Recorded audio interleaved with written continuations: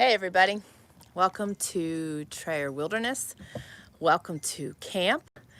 I hope you guys are all doing well. You can see we've got a beautiful day going on here in northern Idaho, and I look forward to sharing some good things with you.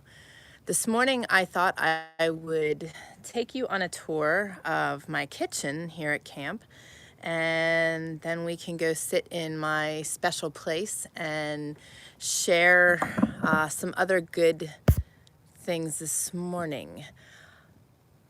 All right, today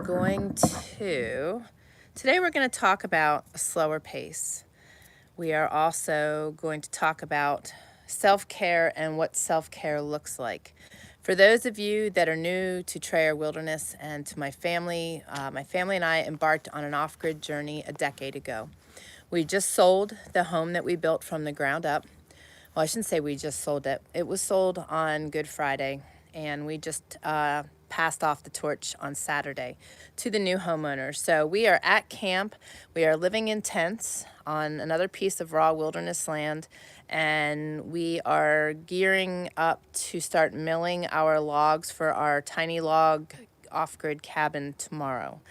So I want to invite you guys to join us and to subscribe to our channel, because we will be doing a daily vlog and sharing with you our progress and what we have going on here, how we are building our home.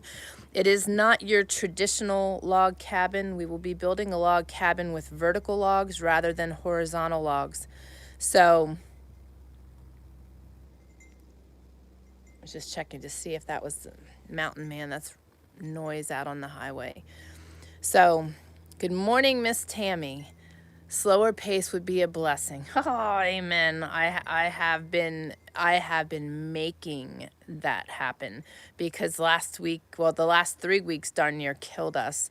I've been really struggling health-wise as a result of it. This morning I woke up and I've been very inflamed. There's a lot of new odors here on.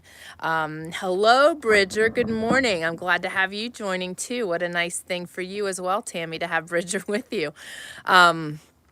There's a lot of new odors. The tents all have different smells. We've been around a lot of toxins and just getting our stuff out, and just the pace and the stress level alone.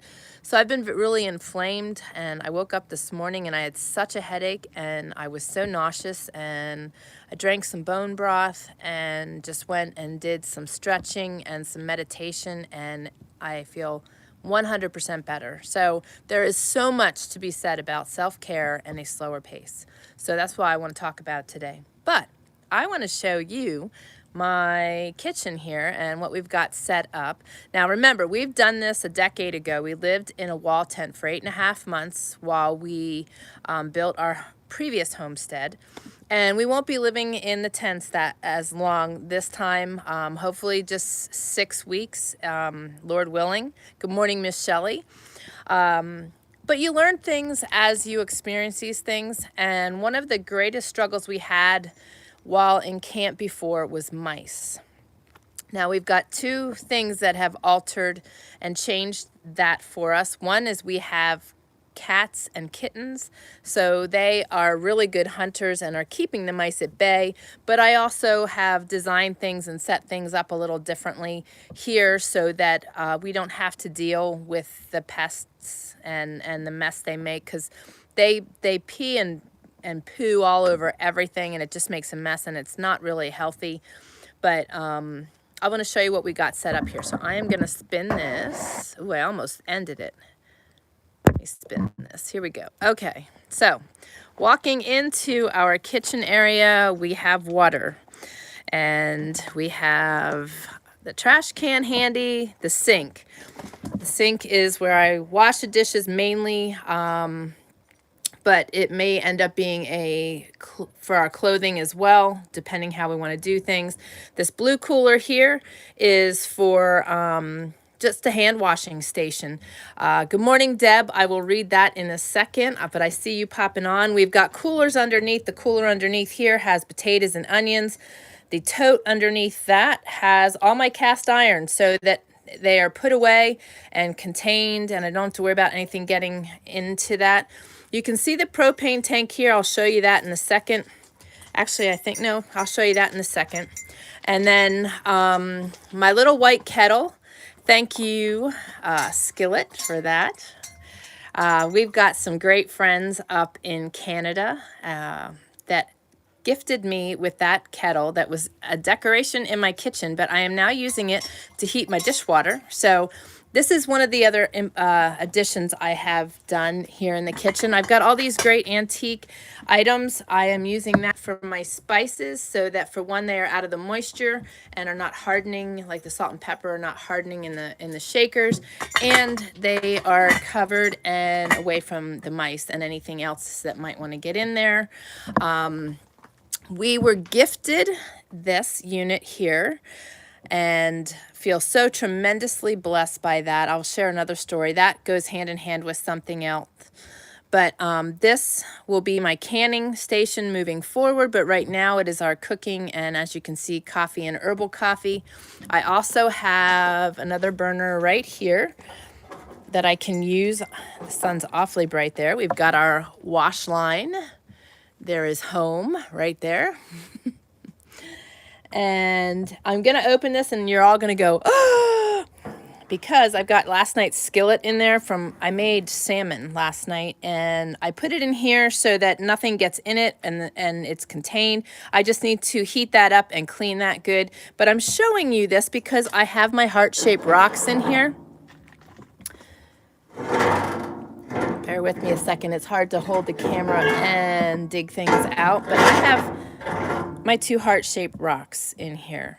And the purpose of that is because the night before I made barbecue chicken bake. I had started it in the sun oven and it didn't get enough exposure, as well as my chocolate chip cookie cakes. So I put them in here. When you elevate things, I had my pan sitting in the center of the 2 rocks, and I had my chocolate chip cookie cake sitting up here in another pan, and that enabled me to create a convection and have the heat going underneath rather than directly on the bottom of that. So you can create an oven. And so I was able to cook and, well, bake my rest of my chicken and my chocolate chip cookie cake right in here. So, you know, we are all hooked up. The other thing is we've gotten rain. So beyond cooking on these, I will be able to start doing my Dutch oven cooking. So I'm excited about that as well. Now I want to take you into my mess tent, and I'm going to show you something very ingenious here. Okay, we've got a car battery right here. And let me find the other clamp. So you've got your 2 clamps on there, and we've got a light switch. And we've got a DC bulb right there, and it doesn't look very bright right now, but at nighttime that baby lights this whole area up. So simple lighting eliminates the use of all of our lamp oil and makes it really easy. And the Mountain Man's ingenuity makes it super easy. So we have lighting outside. Now, take you in here. I know this is kind of I'm hoping not giving anybody like motion sickness, but there's the old man. He's disheveled. He's not sure what to make of all of this, but he's holding down the mess tent. So over here, everything is strategic. This has our bread and our paper plates and cups and bowls in there. That's an extra thing of water. That has Copper's bandages and such for her leg that we're still having to cater to, as well as trash bags and things like that. The reason I say that it's multi-purpose is this is seating when we have extra people. We had guests this weekend. Mountain Ben and his mom Rachel came for a visit, which was awesome. So that enabled us to have extra seating. I have a pad that could become like a couch. This is also my workspace. So then you have another beautiful thing here. My old antique bread boxes are being used. Needs a little greasing. Multi-purpose. There's our silverware, our knives, our napkins, and this little container here with the lid. That's coffee filters. There's baggies, my recipes. There's knives and scissors and different things down the front. So everything we need is right there. Coffee. And the chocolate chip cookie cake, which I made 2 days ago. And as you can see, it is disappearing. But we have nice lighting in here. I have my tea lights, and you're going to laugh. In the back corner here behind the little table with the sewing machine legs is a, oh, I just went blank, chamber pot.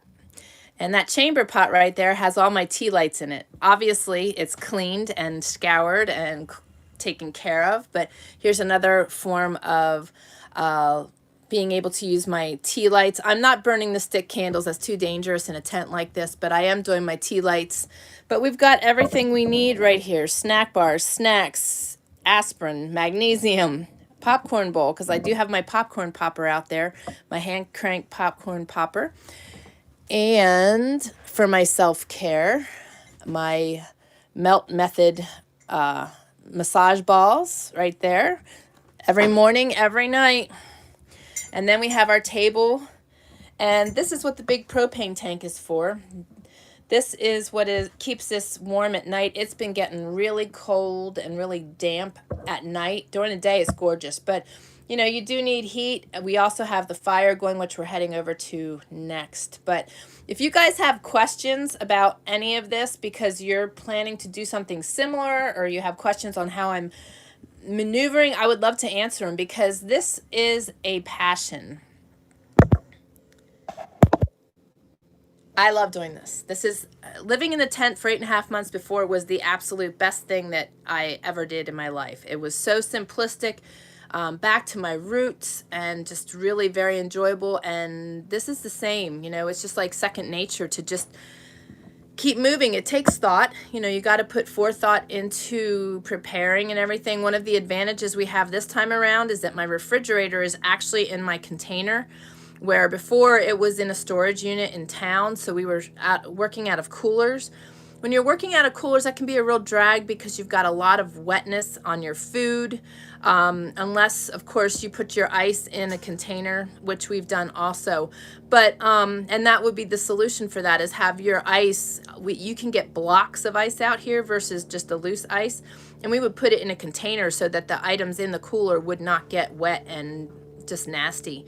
But, you know, you hit a point also, as we were building before, where eggs were freezing, the items in cans were freezing, so we had to put them under the wood stove during the day to heat up so I could actually cook my meals. I'm going to show you this too. Right there is the other DC light. You can't just use regular light bulbs with a battery. That one is hooked up to that battery right there. That is a marine battery that is going to work with our solar system moving forward. But you cannot use a regular light bulb. That is a regular fixture, but you have to use a DC light when you're pulling directly from a DC battery. So just keep that in mind. It looks like a regular light bulb, but if you put a regular light bulb in there, you're going to blow it out. So just a little thoughts on that. So I'm going to take you out here and show you one other thing. Previously on our property, we had an outhouse. This is another gift that came from the same person that gifted us with this beautiful mess tent and the cooker, and also the water barrel. So this was a tremendous blessing. We were prepared to do what we had to do, but that was loaned to us, which is wonderful. And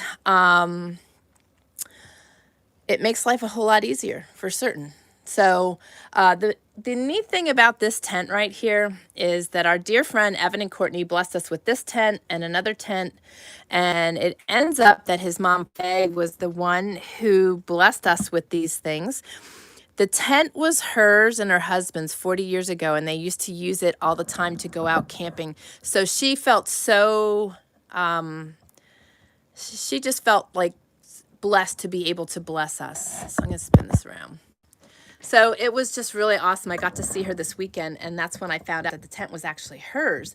And it just adds something to this whole thing for me, knowing that, you know, she gifted us with something that she got great pleasure in. And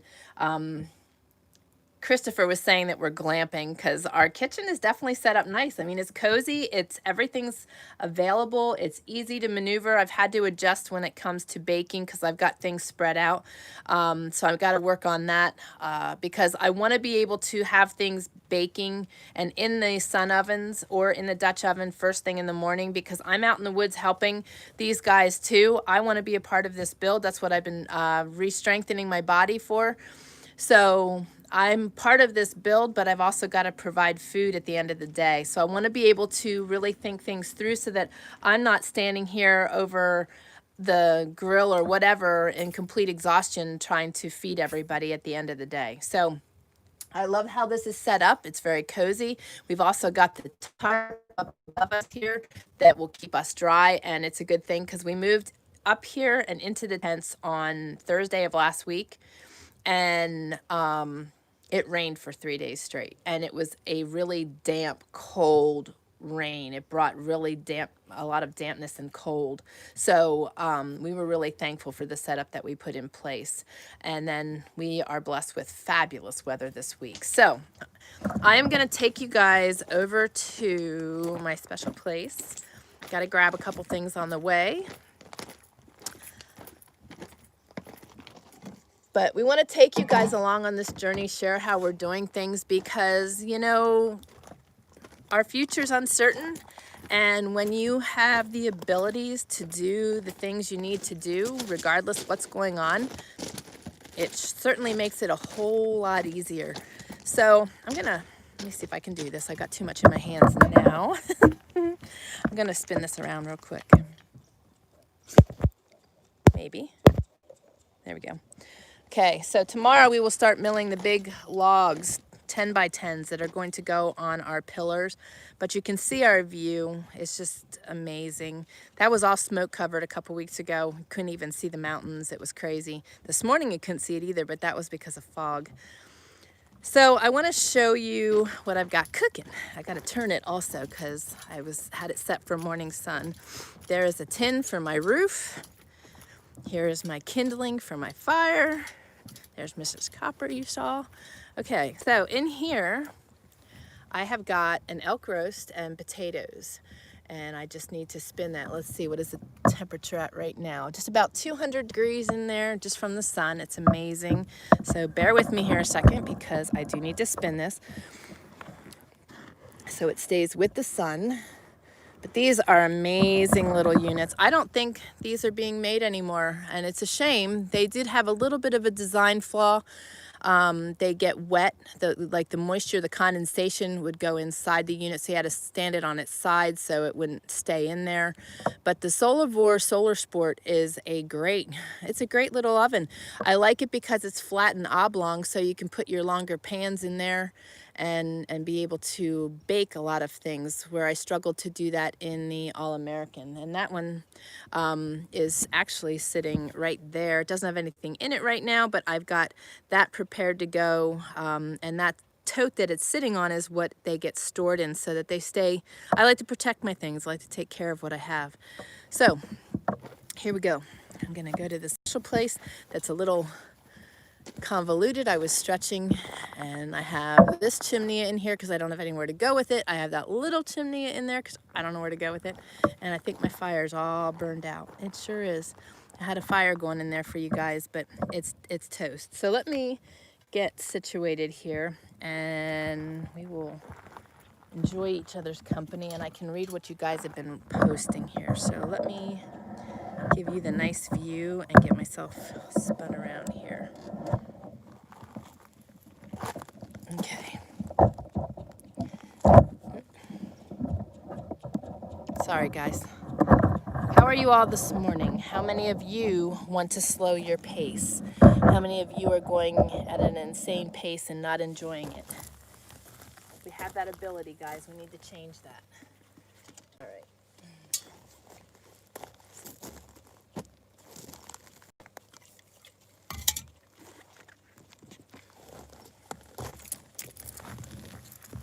going to need to move a little later because it's going to get hot here in the sun, but it's too nice not to sit in it. All right.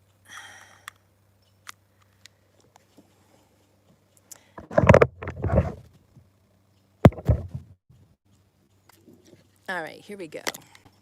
I do need to plug in my equipment. Charging things has become a bit of a challenge. I'll show you that next week. I have a solar panel on top of my container, and I have that attached to what is called a Ninja Bat. There is a link for that down below, TrailWilderness.com/NinjaBat, B-A-T-T. It is a small charging unit, and it can be charged through a car battery, you know, through your lighter socket, through AC power, or through this solar panel. So I have that running. That's what keeps my internet going up here. And I know many of you say, how can you be living off the grid and have power and have internet? Well, we also need to make a living, and I'm a web designer and programmer by trade as well as a writer, so I need that internet connection. Plus my boy is 2 hours away at school, and I want a connection with him as well. So that is my choice to have that, but it's not on all the time. It's on a timer, which makes it wonderful, so I can, you know, go airplane mode and really suit my own schedule. So it works out really, really well. Like I said, bear with me today. This is kind of almost impromptu because we weren't sure what we were doing, but that sun is terribly bright and I cannot see, so I'm going to switch us to the other side here quick. So I need to be able to read some things to you, and I need to see your comments. All right, here we go. You'll still have a good view, and I can see the screen. There we go. Okay.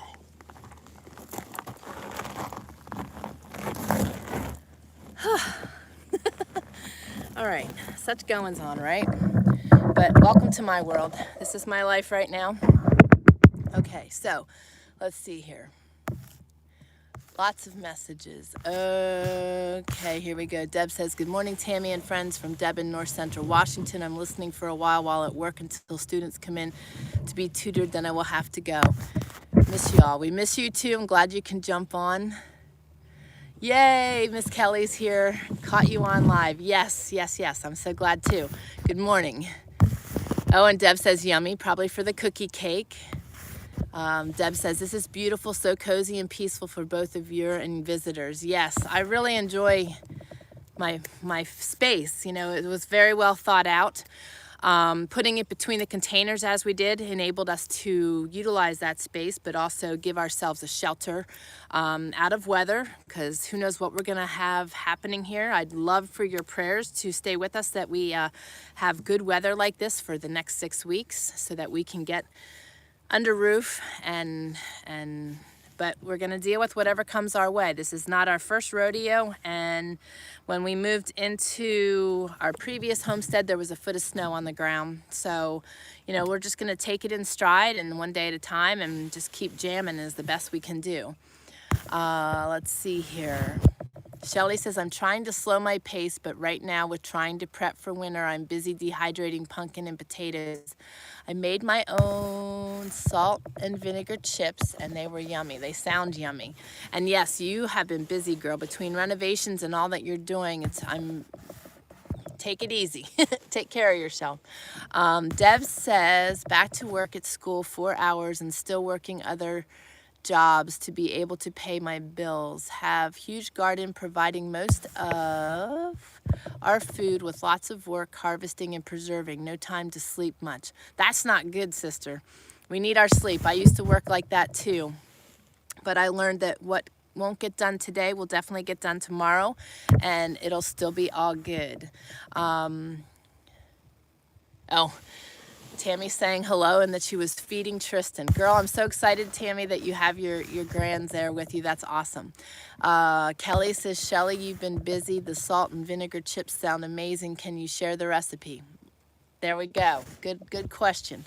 And Miss Kelly says this while she has been running herself ragged, doing all kinds of preserving and preparing and I was going to say, you need to list all the things you've been doing. Canning tomato sauce today, did pear sauce yesterday and the day before, seeing light at the end of the tunnel, right? And you did plum sauce, and oh my goodness, this girl is crazy. You guys are all crazy. We're all in the same boat. We're all jamming ahead with different purposes, but we're all working the same pace. I know we are.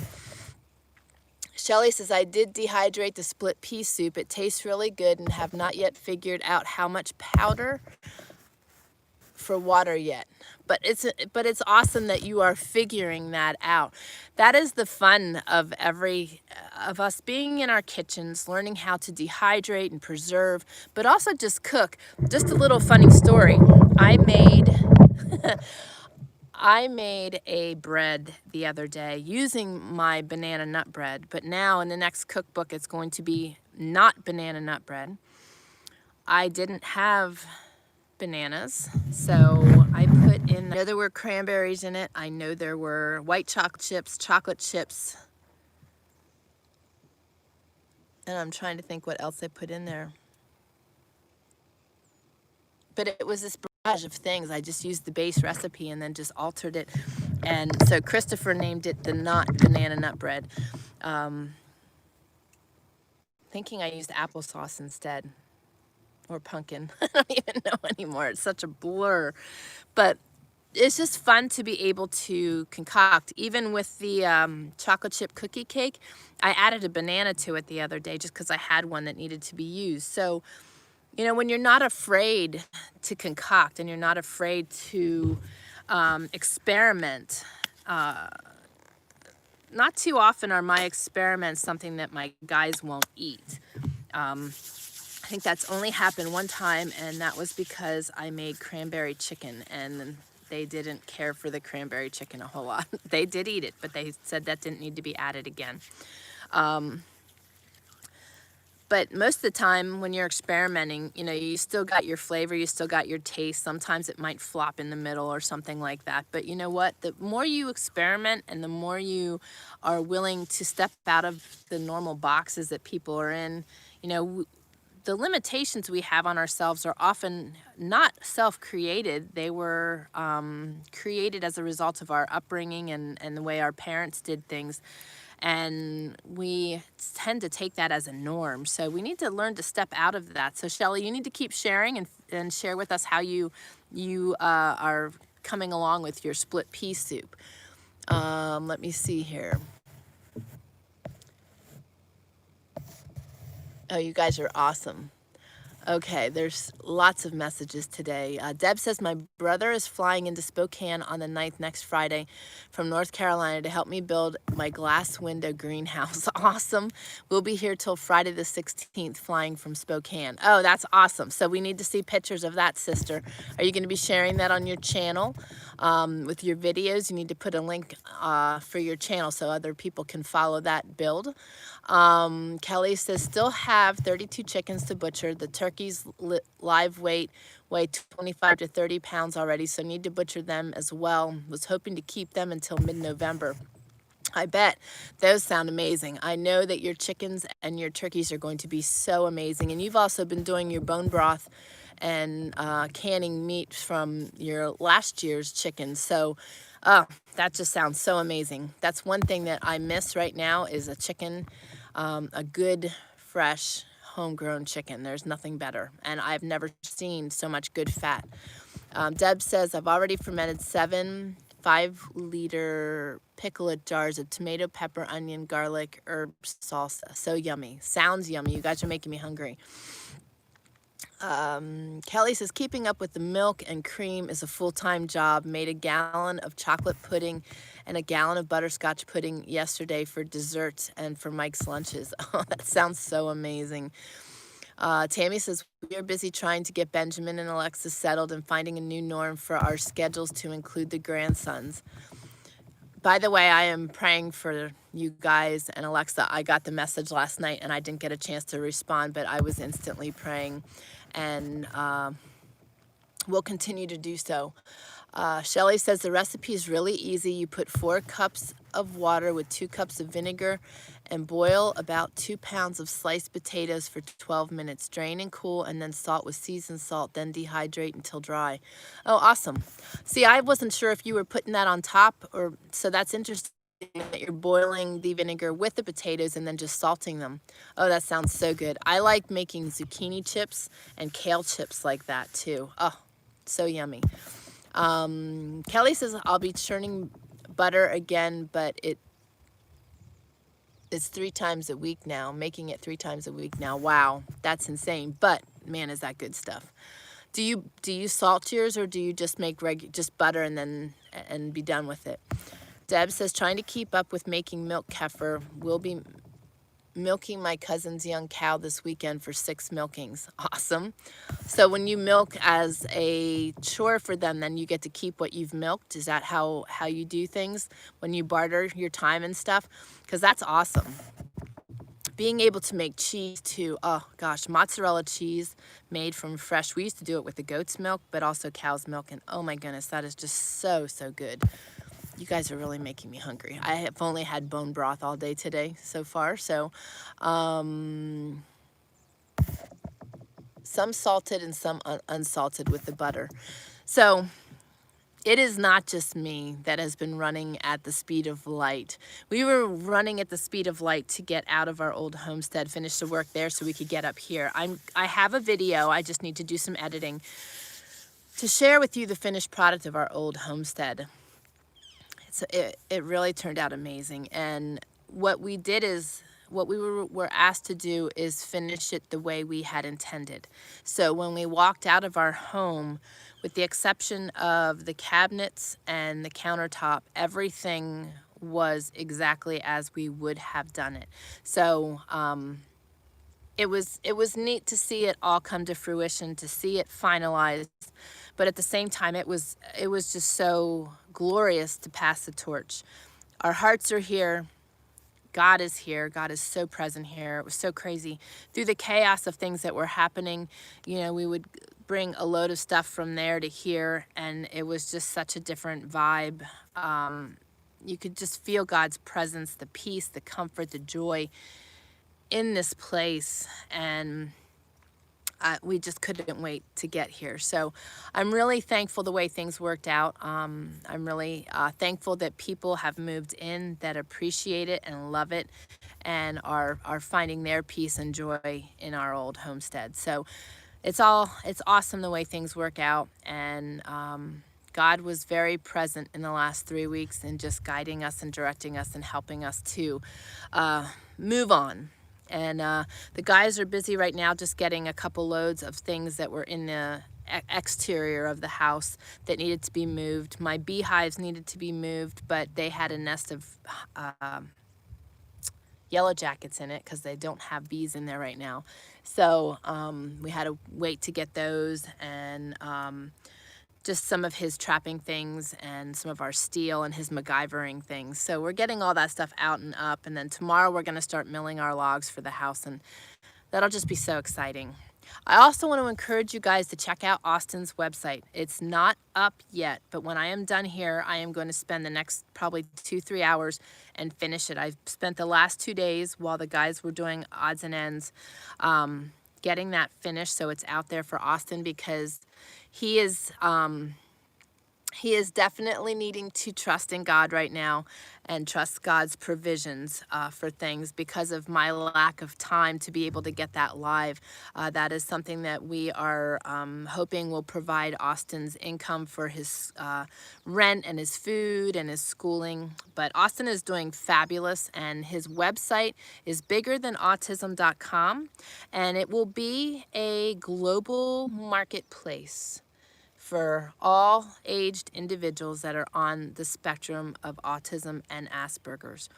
And right now we're limiting it to the United States, but we are taking inquiries from other countries to expand things down the road. But right now it's just for the individuals on the spectrum and with Asperger's in the United States, that they can sell their wares, whether it is their handcrafted items, whether it is art, whether it is music on MP3s, whether it is ebooks that they've written, whatever they are talented at, we are going to share.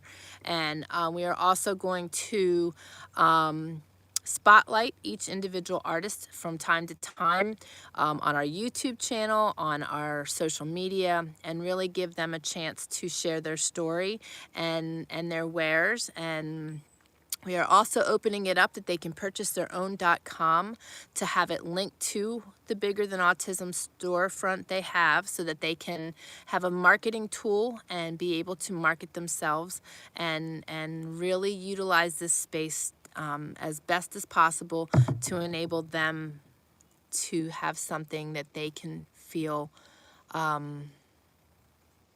just the joy of their talents and a place that they can really showcase themselves. So we are super excited about that. I'm super excited how things came together the last 2 days for me, and I'm anxious to get it out there. So it should be live in 3 hours Pacific Standard Time. So I'm real excited about that. Let me see here. Kelly says, making cottage cheeses and hope to make mozzarella. Oh my goodness. I wish I lived closer to you. I'd be taste testing all the time. I'd probably also weigh about 400 pounds. All right. Shelly says, I think you dehydrate at 125 for about 8 to 12 hours, depending on how thick the chips are. And Kelly says, praise God you are able to work full time on your new homestead. Yes, I know. Gosh, that just is just such a good feeling, not to be torn and pulled, and just a stress that we were under for the last 3 weeks was just really, really, really tough. And that's what has prompted me to talk about a slower pace and also talk about self-care, because even though we are here full time and we are building our house and we are under the gun to get under roof, we are slowing the pace as to what we were working and taking care of ourselves. Sunday, we had 3 reclining chairs out in the driveway and we took naps. And it was the most glorious nap I think I've ever had, sitting there in the sun and just sleeping. And my body finally shut down. I went for like 5 days without sleep. And finally, my body is allowing itself to shut back down and to sleep. And I know that was a result of all the stress. So I'm really grateful for that. So it's important that we take care of ourselves, regardless what we have going on, regardless what pressure we are under to perform, regardless what we are trying to accomplish before a certain time. You know, one thing I learned when I was sick is that things will wait. And when they wait and we are in God's timing, everything will get done. Also, when we remove that pressure from ourselves and take care of ourselves, even in the day's time that we don't think we would get all those things accomplished because we took care of ourselves, it can still get done. I'm a witness to that. I've experienced that so many times, and that's why I wanted to talk about this, because reading everybody's messages to me and communicating with everybody, I know that everybody is doing the same thing we are. It's just a different thing. I just want to see here. I wanted to add a comment on the dehydrating. Shelly, you said about the dehydrating. For us, I'm so anxious to get a solar dehydrator in place, because I do have an Excalibur dehydrator, but in our previous home, we had a 48-volt system, solar system on our house that provided a lot of power. And I could use it, but when the sun went off the panels, it would pull from the batteries, and we tried to be very frugal and not use a lot of fuel. Therefore, I chose not to use it during the night, so I'd shut it off and then turn it back on in the morning. The other problem was our batteries were 10 years old, and over the last year that we were there, the battery started really tanking, and about maybe April or May, well, probably May or June, the batteries just stopped taking a charge. So when the sun was off the panels, we were without power, because there was nothing going into the batteries, weren't taking a charge anymore.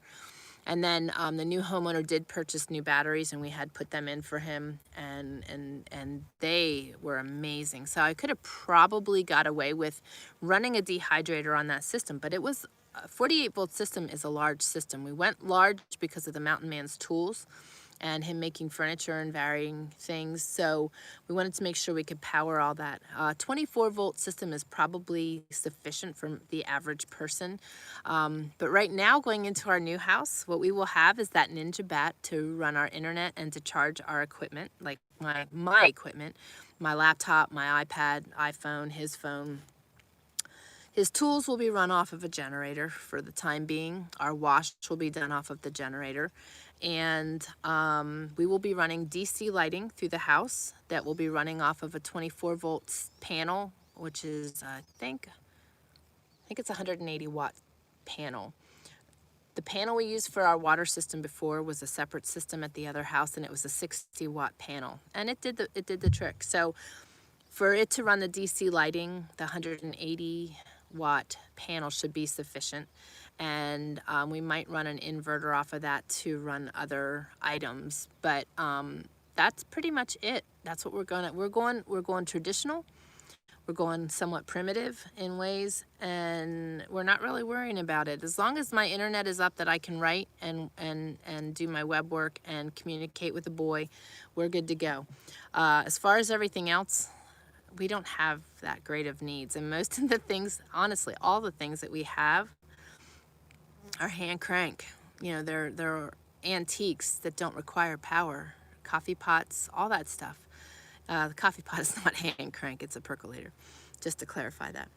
But, you know, I find such great pleasure in the simplicity of what we are doing right now. And when we step into the house and are living in that way with a wood cook stove and just not having great needs, I can't even begin to imagine what it's going to be like to share that with you, because I mean, it's what we're doing now, and it's just such a glorious feeling. But to know that that will be our life, not just our temporary camp, it'll be our life moving forward. I am just so excited about that. And I know many of you that are on here right now can appreciate that, especially Miss Kelly. Kelly lives very much the same right now, with the use of all her old tools, her wood cook stove. Tammy cooks on a wood cook stove.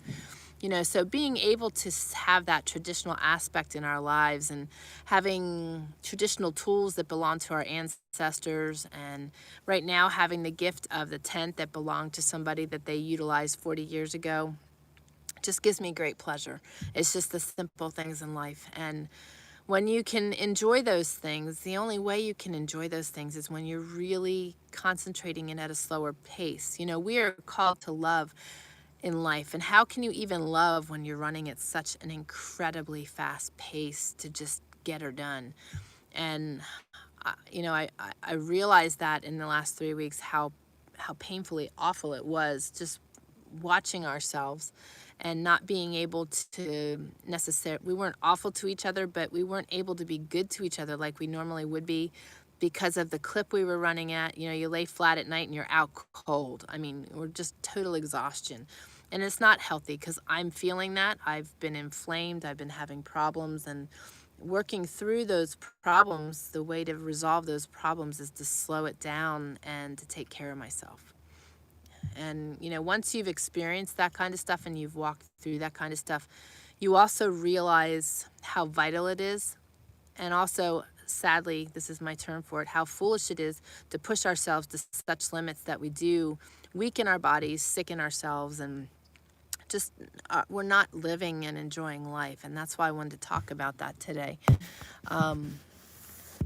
Okay, so I want to, let me see if I can jump on here. I didn't even share on Facebook today that we're live, but hopefully everybody on Facebook has been starting to jump over here.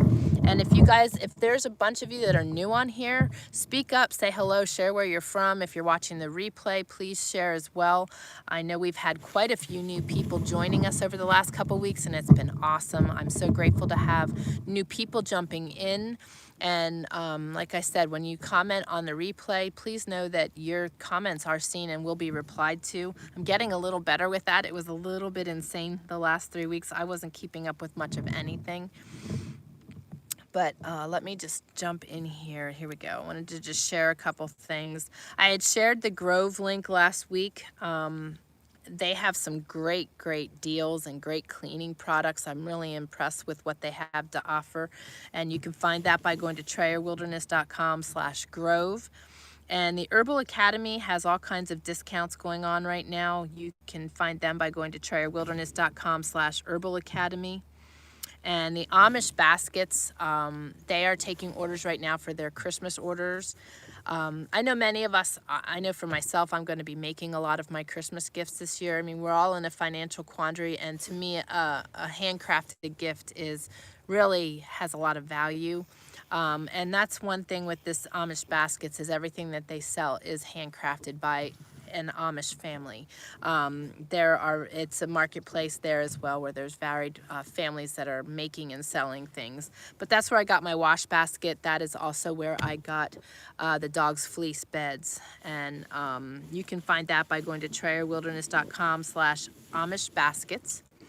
And if you want to follow Austin's journey, you can go to TrayerWilderness.com/follow Austin. We will be probably putting out a newsletter pretty soon together. He's been getting some pictures and doing things. He got to fly the other week. I don't know if I shared that with you guys, but he got to go up in the plane and go over the area there and just experience that. He's flown before in smaller planes like that. But really enjoyed that. But down below, there's lots of links for ways to keep yourself organized in life. If I didn't have Evernote and Workflowy and my date book, right now I don't know where I would be. It just really helped us to keep track of things. The links for that is down below. And our study Bible is listed down below as well. That's something that I feel has been a lifeline for us through all of this, is still staying in the Word regardless how chaotic and crazy things get.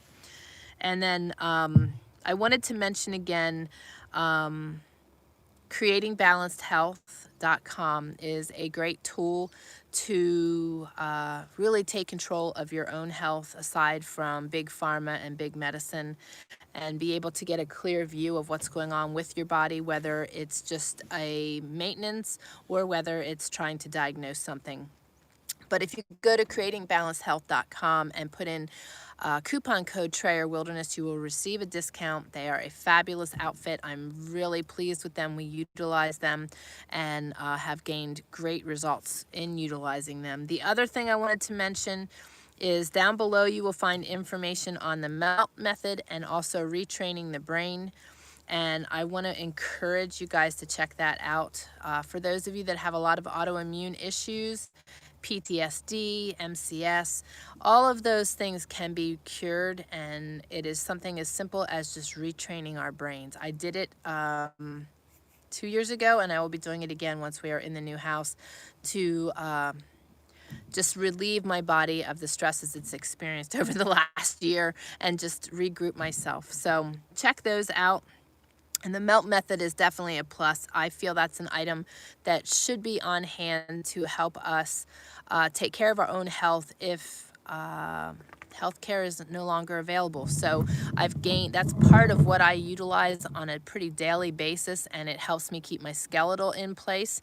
So if my back goes out of place, I am able to manipulate that on my own very simply with just a foam roller, and also utilizing the foam balls that go along with that MELT method are huge in keeping my lymphatic system open. So I just wanted to share that with you, and I want to share some things with you about our pace and our self-care. I saw you guys messaging, so let me see here.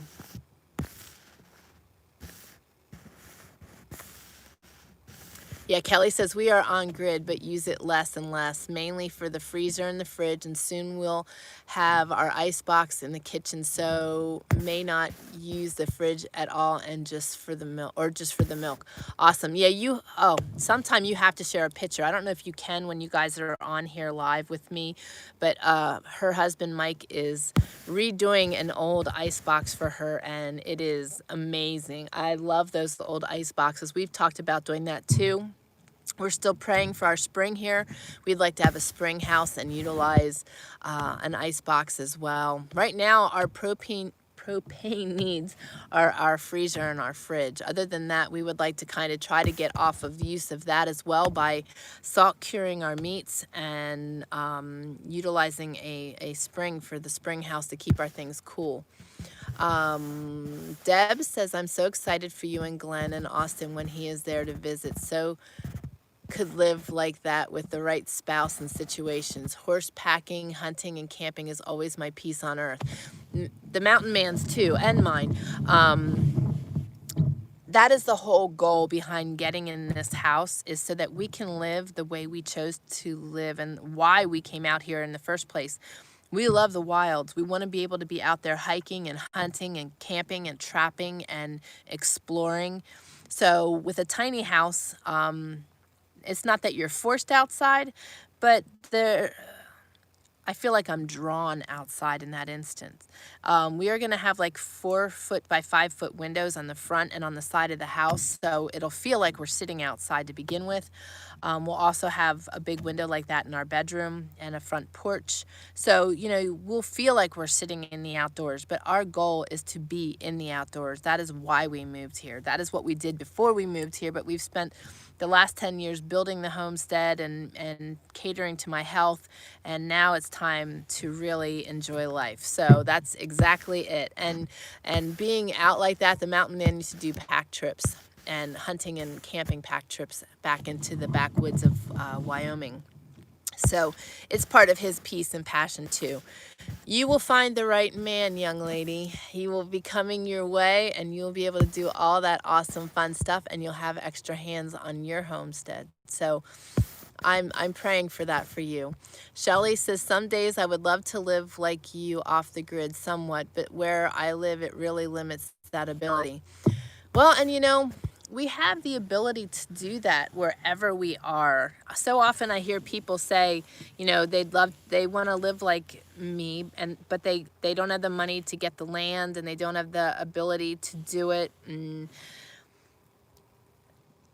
one of the greatest things we can all do is just start using less and less, like Kelly said herself. You know, she's using less and less of the power. Like, there is something to me that is just so comforting with candlelight alone. You know, the mountain man put the DC light in there so we could see, but the first 2 nights we were using the tea lights, and it was just so peaceful to me and so comforting. And we have a lot of Dietz lanterns, oil lanterns and such, and I really enjoy utilizing that too. Sorry, I'm just making sure I hope the old man's up in the tent still. I don't hear his bell rattling. Poor old guy cannot see, so we have a bell on his neck and an LED light, but I didn't hear him recently. The other 2 just came walking over. But being able to live where you are in a traditional fashion and utilizing less and less of what the rest of the world is using, choosing to do that, you can do that in place. And just with the self-care, something as simple as a candlelight or a lantern light from time to time can just be so relaxing and take you to a different place. So I want to encourage you guys, regardless where you are, to take that time and to use less and less. And the less and less you use, the more prepared you will be when or if things fall apart and you don't have those resources. One of the things I asked on Facebook this week was, what is one thing you could live without, and what is one thing you couldn't live without? And the answers were really awesome, actually, because many said they couldn't live without Jesus, which made me really, that warmed my heart. But it's something to think about. You know, what are the things that we struggle to live without? And the more we focus on learning how to adapt to those situations and going without those things can really prepare us for ahead, that we're not so anxious and overwhelmed by the loss of things. Let me see here. But I totally get what you're saying, Shelley. You know, depending where you are, it can be difficult. When you're in the city, it can be difficult, but utilizing less of what is available to you and stepping back in time in your own little way and in your own little methods can really be comforting. Shelley said she made all of her gifts last year and have a few and have for a few years, but this year I have not been very crafty. I'm not sure what I will do for Christmas this year. It'll all come together. You'll be able to put a nice bow on those canning jars and those different preserves and dehydrated things that you've done, and different, maybe some of your pea soup. I know I would be very thankful for that. But yes, it's so nice when you can do that. But girl, you've been busy with renovations and food processing, so you should be very proud of yourself for all you accomplished. Kelly said it's done, and we just replaced our 32-inch exterior door to a 36-inch door so we can move the monster in. I'm so excited. That's awesome. Yeah, this thing is huge. This is not your standard little ice box. It's pretty stinking awesome. I knew what you meant, sister. Kelly says, I don't think I can share a photo on here. Well, we'll have to maybe send me one, and I can share it. I can share it off the iPad. Shelly says, we have a smaller exterior door just like you and need to change it to a normal one eventually also, just not now. All in good time. Toika Williams is joining us from North Seattle. Awesome. I hope I said your name right. Glad to have you joining us, and look forward to having you join us more. What are the things that you are interested in? Are you interested in homesteading, off-grid living, just the simple life? You're in a good crowd. We have a very awesome community here, so you will be very welcomed. I know that. Deb says, actually, I'm a good widow. I'm good widowed, but know God has his plan, and I'm open to whatever that may be. Becoming an empty nester with Sterling gone most of the time now at 17, working full time, etc. Yeah, it's a new challenge. It's a new part of life. So it's always interesting. I know that it's a little different for me too, with Austin being gone, and as of late my schedule was really crazy, but I still kept up with him, and now his schedule's really crazy. So it takes us to different places. As we progress in life, we are always walking out new things, so it's learning to handle those new things. Bowser! Bowser! Come!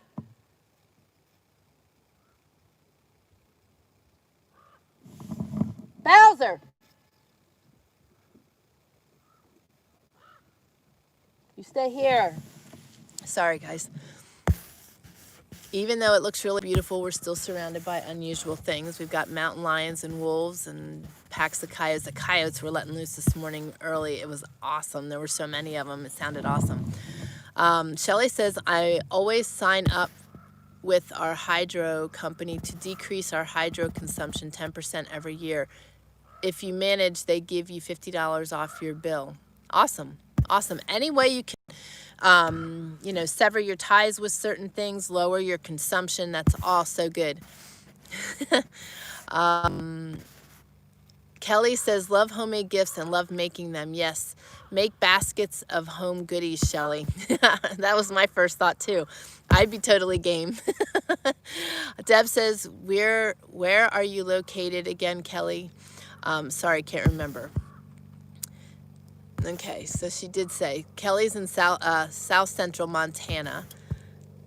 Okay, Toika. All right, well, awesome. I'm so glad to have you joining us, and everyone else. Tammy has tried a couple times to say hello, and her autocorrect keeps changing it, so I'm sure you won't take offense to that because her heart's in the right place. Deb says, awesome, love Montana, gorgeous area. And it's a small world. I thought of this the other day. I don't know what made me think of it, but Deb and Tammy met here, but ends up that they both know similar people. Deb's in Washington, Tammy's in Montana, so it's a small world. But welcome, just the same, and to all of you that are out there that are new, that are joining, welcome, and invite your friends. This is such an awesome community of loving people, and I really feel I feel great renewal every week doing this and creating this platform that we can all share. There is something very priceless. I am one of those people, I love being around others, but since being sick, I can only do that in small bits and pieces in person. But doing this, I am able to do this, and it's very comforting and very peaceful, where in person can be a little tough. It's just, I don't even know how to explain it. I love people, but I also love my peace and my tranquility. And being able to come together as a community is really important. Knowing that we're not alone, sharing in each other's prayers and needs, and just communicating, knowing what other people are doing, learning, getting recipes, all this stuff. It's really valuable. And that's the importance of a community. And whether you can have that community locally or whether you can have it online, I don't really think it matters. I think the point is that you have a place you can go to that you get peace and comfort and find joy in your surroundings. And that's what this is all about. So welcome. Deb, she said, Kelly says, yes, Deb, we're about 45 miles from Cody, Wyoming. We've lived here all my life. You know, Glenn was up the North Fork in Cody when he was doing his pack trips and working for the ranch. It's a beautiful area. So I'm sure you are familiar then, Kelly, with Table Mountain. That is one fabulous, fabulous hike. I love that. Such a neat spot up there.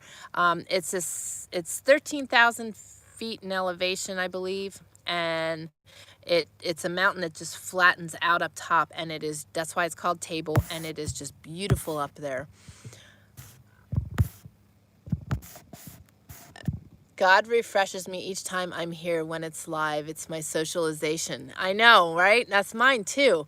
You know, I like my peace and my tranquility and my just being in the woods, but I do need that socialization. I'm human, and it is very renewing, and I'm glad that you get the same.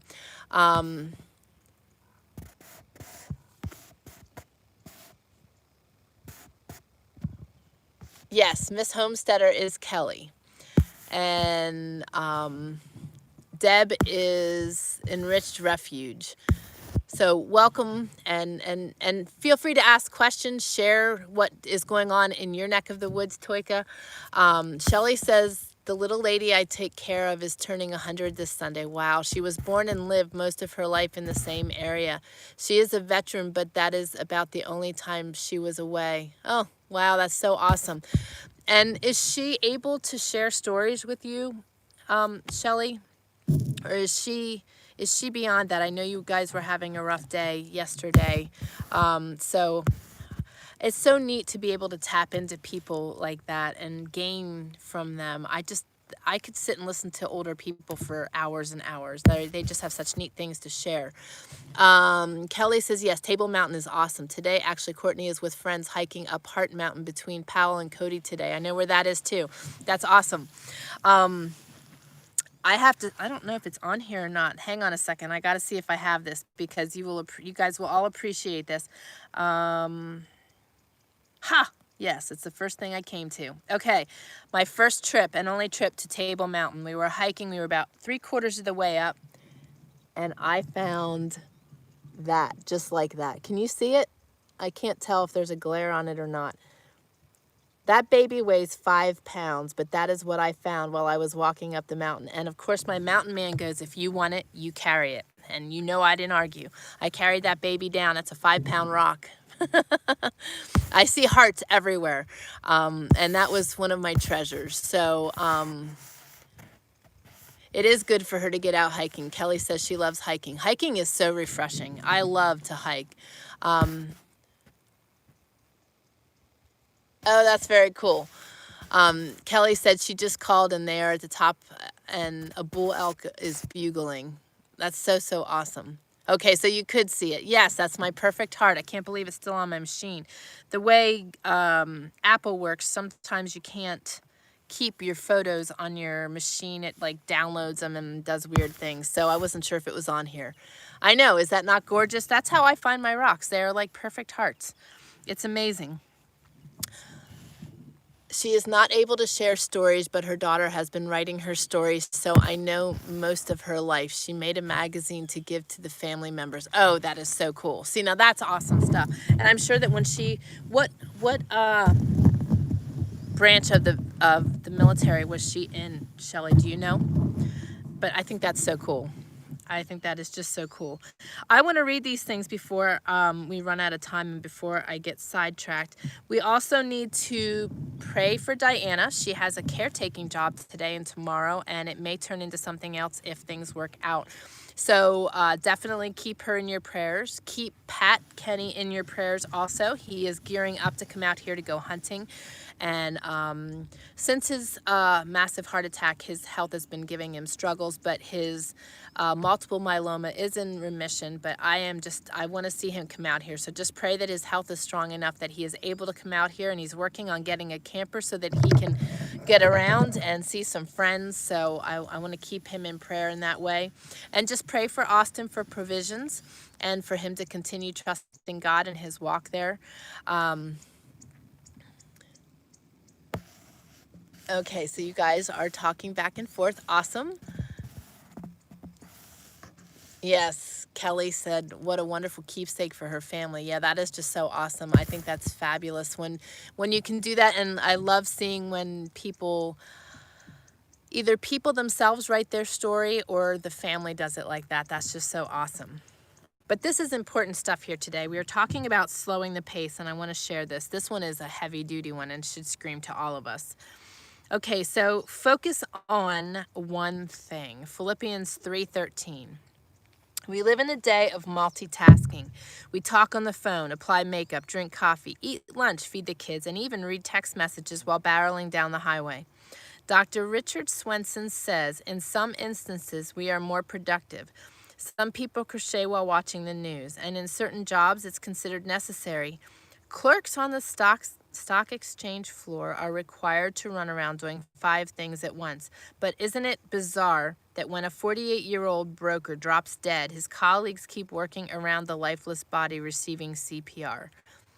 That right there is sadness. Absolute sadness and madness.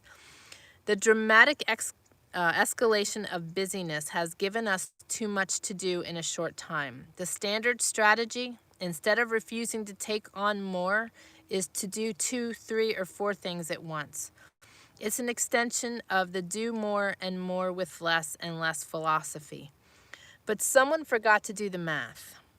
By doing 2 things at once, you divert 30% of your attention from the primary task. You sacrifice quality for quantity, which leads to more errors. You may end up finishing more tasks, but with poorer products and frazzled nerves. The downside of multitasking isn't well advertised, so we keep experimenting to see how far we can push the envelope. However, when it comes to relationships, multitasking can be disastrous. We don't listen. It takes too much time. Families need focus. Babies need what they need when they need it. You either parent them or you don't. Paul didn't live like that. He focused on one thing, which was the person in front of him. A dog has 4 feet, but it doesn't try to walk down 4 roads. So slow down and establish a pace that's sane and sustainable. You know, guys, I used to do that. I used to pride myself on the ability to do extreme multitasking and to work endless hours. When we were in our house, shortly after we were in our house, I had a new install with a new client, and I worked 36 hours straight without sleep, and I was so proud of that. And you know what? I got to a point after being sick that I realized just how foolish that really, really was, because I was taxing my body. I was not keeping myself healthy. That in no way, shape, or form was healthy. And I learned through my illness, as I started to only be able to do one thing at a time, and even just very limited one thing at a time, I learned that when I did that, I could be so much more present, so much more attentive, and accomplish so much more faster. The world, and I'm guilty of it for, good grief, 46 years of my life. of just pushing and pushing and pushing and wanting to be successful and wanting to do more and wanting to, you know, I'm a real researcher. I love researching things. I love learning things. So I would just try to shove as much as I could in a day. And, you know, now I feel it. And I felt it before too, but I didn't realize what I was feeling. When you hit that overwhelming place of just nonstop, you start to feel it in your chest. Your chest tightens, your breathing's different, your muscles are different. You know, I was nauseous and sore this morning and not feeling well and had such a headache this morning.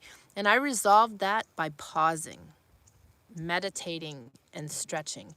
Our muscles need stretching. Most of the time when we are multitasking, we're sitting on our butts, doing a million zillion different things. We might also be on our feet, but we're not stretching.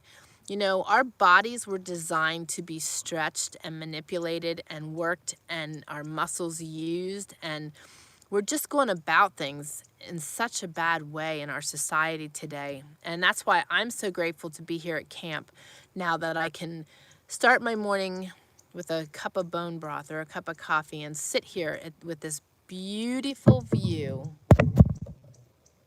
and just take it in and breathe.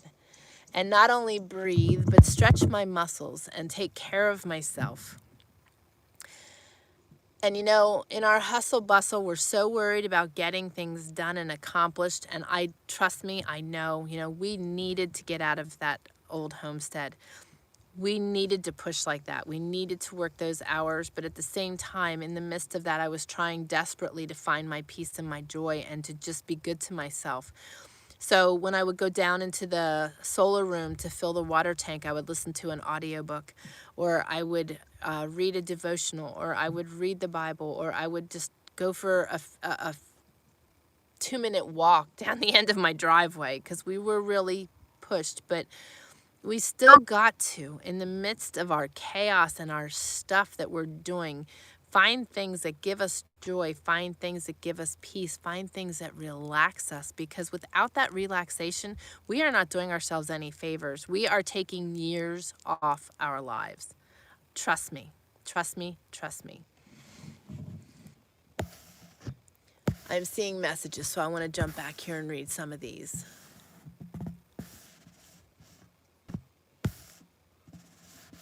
Kelly says, lifting all in prayers plus those on the list. Thank you so much. Shelley says, neither one of her children married, so the magazine, it's very important to keep the story out there. For sure, for sure. That's just so awesome. Do they have pictures and everything in there too? That's so awesome.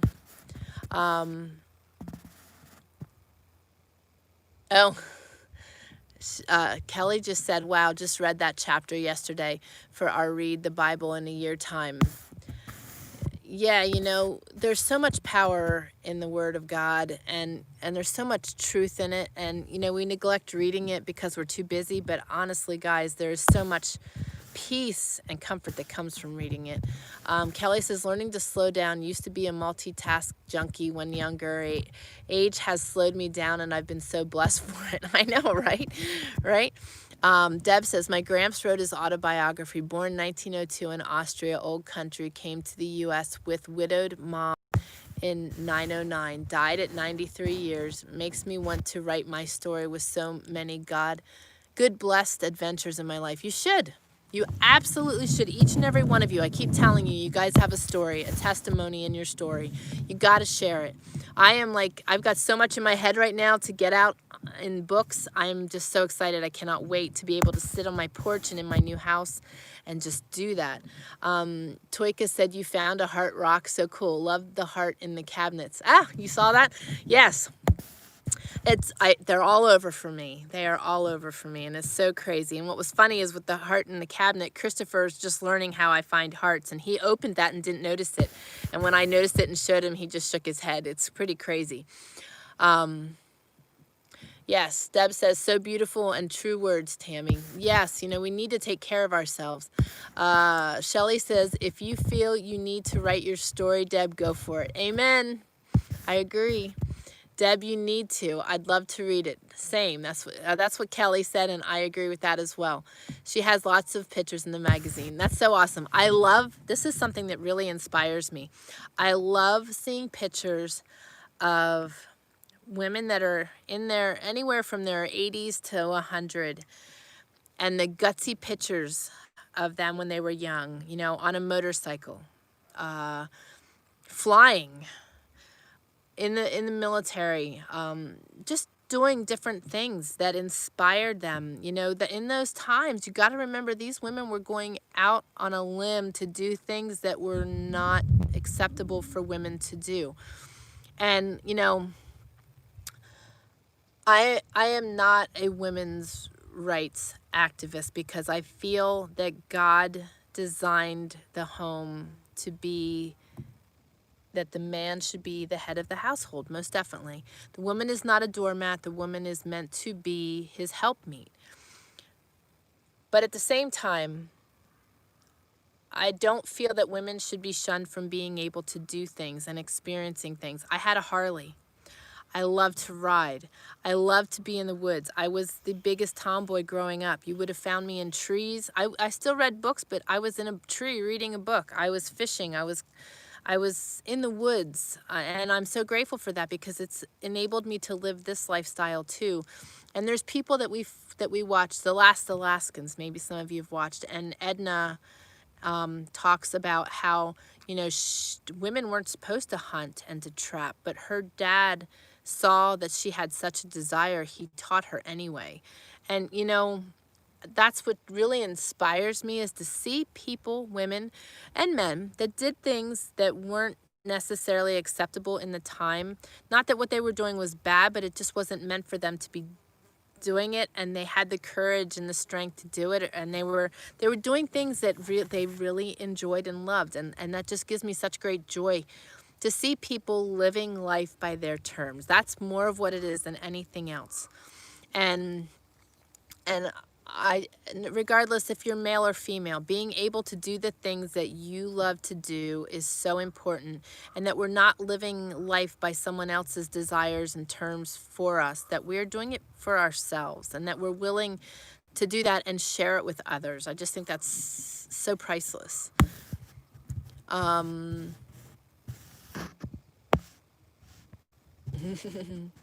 Dev says, God's blessings and adventures every day. You know it. You know, I write my journal every day, and it's just so amazing to see all the things that happen in just a day's time. And when we were going through those 3 weeks, it was hard to remember what day was what and from what happened from one day to the next. But it's amazing to experience things in life and be able to recall them. And if we don't write them down, oftentimes we forget them.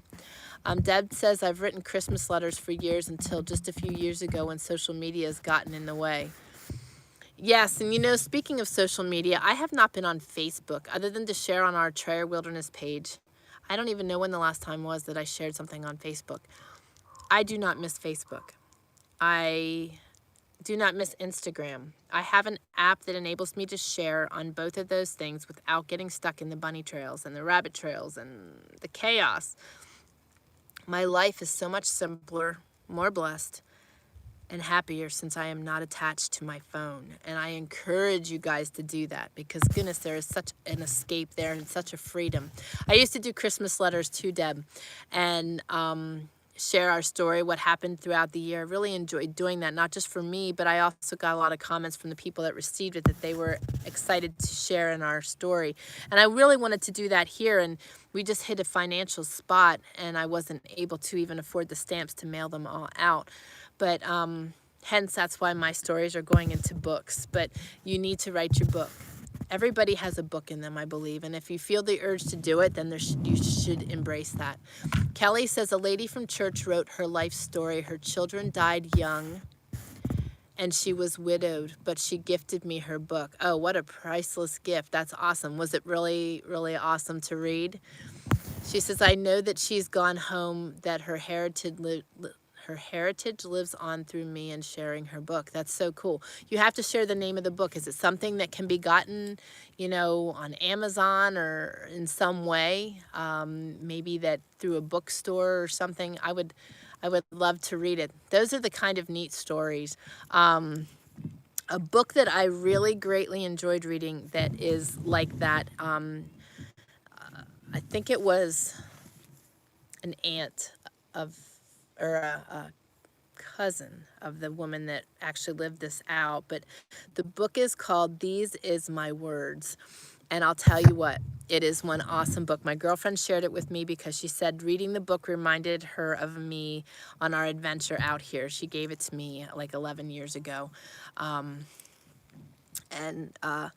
she said there's a scene in the book where the woman jumps off of the wagon train with her shotgun in hand and goes and gets the turkey for dinner. And she said she used to always call me Annie Oakley because I was always out hunting with my dog. And but reading those old-timey stories and the stories that are true and just imagining the pioneers coming across and just how they lived. I mean, I'm kind of giddy in thinking of those things right now as I get up every morning and we're doing things, you know, very traditionally. Granted, we have the battery DC lighting and we have the propane, but I'm sitting next to, and I don't know if you can see it, my ring where I will be doing my Dutch oven cooking. We needed to wait for rain, and we have gotten rain, but it's like drying out again, so we have to be really cautious out here. It was quite the tinderbox, but living like that and reading those things, you know, even if you don't have the ability to live like that, but you can read those things and be taken into such places, it's just amazing.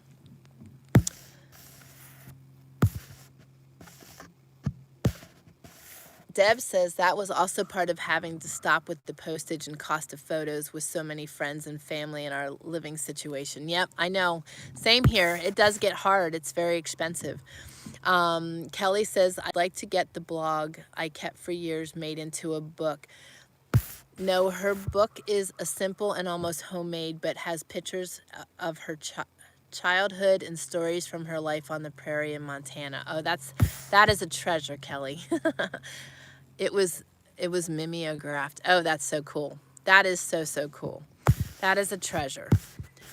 And you should do that with your blog. There is actually a way to do that, to download it into a text file. So you need to talk to me about that. And I know how to get it onto Amazon. You need to do that. That would be really awesome.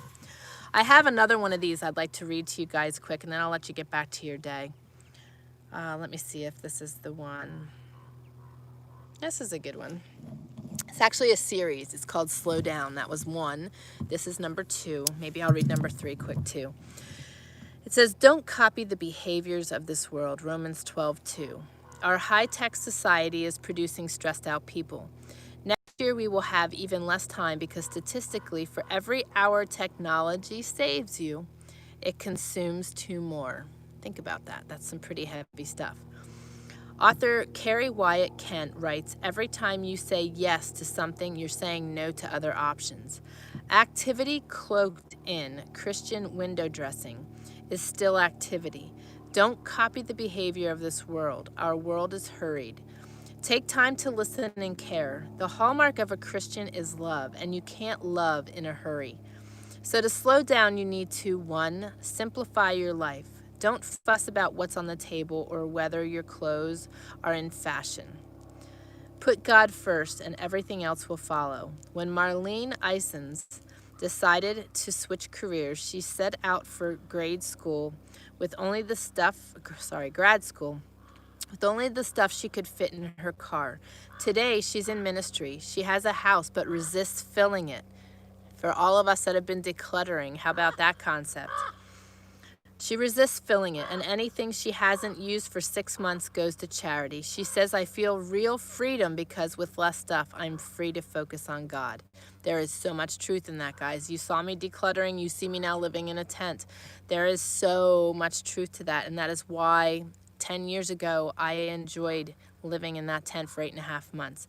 When we moved the stuff into our house, it was beyond overwhelming when we got it out of the storage unit. I didn't miss a single thing of it, but I adapted back into it. So now my tiny house will be very simplistic, and there'll be reason behind that. 2, keep the Sabbath. Todd Gitlin says, we're a nerve-wracked society. We have difficulty sitting back and thinking of the purpose of what we do. Set aside at least 1 day a week to rest, spend time with your loved ones, and fellowship with your church family. There is great importance and great truth in that, guys. 3, be satisfied with what you have. Hebrews 13:5 is where that comes from. You'll still be tempted to hurry and wish for more or nicer stuff, but you'll grow closer to God by making more space in your life for Him. As J.I. Packer says, we dishonor God when we proclaim a Savior who satisfies and then go around discontent. I'm going to read that again because that is really, really powerful. We dishonor God when we proclaim a Savior who satisfies and provides for all of our needs. Think about it that way too. And then we go around discontent, missing joy and happiness. That's because we're focused on the material and not on the relationship. Focus on the relationship, guys, and everything will change. I promise you. I promise you. You know, we got out my coffee grinder last night. Funny story. We went through the ground coffee that I had set aside. We've been going through it a little faster because Christopher has been enjoying it with us. And we needed to grind coffee. Well, my coffee grinder is a cast iron and glass arcade antique coffee grinder. And I didn't really want it out at camp because I didn't want it to get broken. But as we were grinding the coffee last night, I'm like, you know, it's just a material thing. If it were to break, it were to break. I find so much peace here in just the simple. And I really want to share it with you guys because there's so much to be said about it. Material things don't matter. I learned that very fast 6 years ago when I got sick. And I have a container full of a ton of material things. But we have a house to fill. We have 2 guest cabins to accommodate. And when we are done with that, I am dumping because I just don't want all this stuff. Here's another one for you. This is slow down number 3. Does it mean nothing to all you who pass by? Lamentations 1:12. Now this is really something to ponder. This was today's. At a metro station in Washington, D.C. on a cold January morning, a young violinist played several Bach compositions as people rushed by. After 3 minutes, a middle-aged man stopped briefly, then hurried away. 4 minutes later, the young man received his first $1. A woman threw it in his hat without stopping. 6 minutes later, a man leaned against a wall to listen, looked at his watch, and walked on. After 10 minutes, the little boy stopped, but his mom hurried him along. Other kids did the same, but every parent, without exception, rushed them on. The young musician played for 45 minutes. During that time, 6 people stopped and listened for a while, and 20 gave money as they walked past. He collected a total of $32.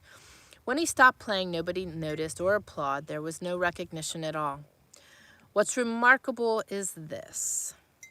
The violinist was Joshua Bell, one of the world's greatest musicians, and he played some of the most intricate pieces ever written on a violin worth $3.5 million. 2 days before, he sold out a Boston theater where seats averaged $100 to listen to him play the same music he played at the metro station that morning. So here's the question. If you've no time to stop and listen to one of the world's best musicians playing the finest music ever written on one of the most beautiful instruments ever made, what else are you missing as you barrel through life? It's worth thinking about it, isn't it? Note, Joshua Bell played incognito as part of a social experiment conducted by the Washington Post. Now, I want you to take that into retrospect and take that into consideration in your home, just your home alone. And how does that play a role in your hurried life in just your home alone?